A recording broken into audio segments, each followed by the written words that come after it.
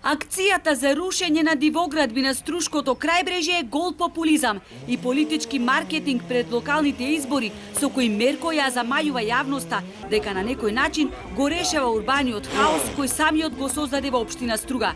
Реагираат од ВМРО ДПМНЕ. Шокантни се информациите кои ги сподели председателот на општинскиот комитет на партијата Ален Деребан, кој по професија е адвокат и точно знае што се случува во градот кога се во прашање дивоградбите. Во општина Струга конкретно не е застапено кривично дело за кое што се донесени осудителни пресуди, со кои обвинетите се огласени за виновни, осудени, е токму кривичното дело бесправно градење. Што значи дека не можеме да кажеме дека во општина Струга нема бесправни изградени објекти, кога најголемиот број на кривични пресуди се однесуваат токму за тоа кривично дело.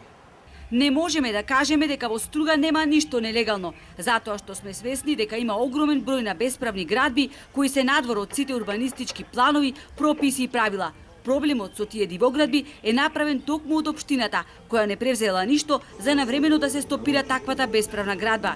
Градежниот инспекторат има донесено огромен број на правосилни извршни решенија за отстранување на бесправно изградените објекти, меѓутоа по нив не се постапува, додава Деребан.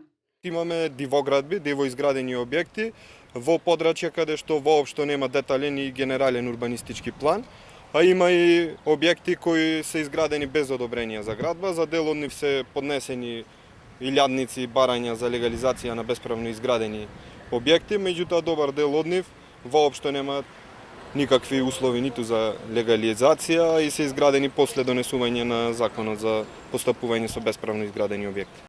И јавноста има свое мислење по однос на акцијата за рушење на дивоградбите.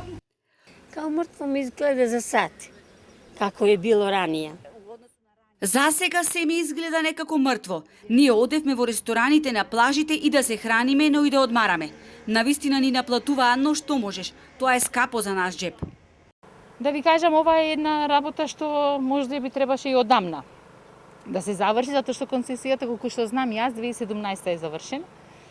Меѓутоа, луѓето си работеа, може би за некого тоа боли, вложиле.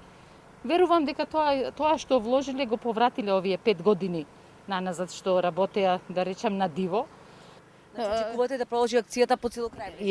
Јас сметам дека би требало да продолжи, затоа што не може за еден да сме мајка, за другиот да сме маќа. Од општина Струга побаравме информација кои 6 платформи се отстранети и на кои плажи и зошто не е тргната платформата на плажата со која стопанисуваше леку. Ни испратија порака во која стои дека немаат одговор.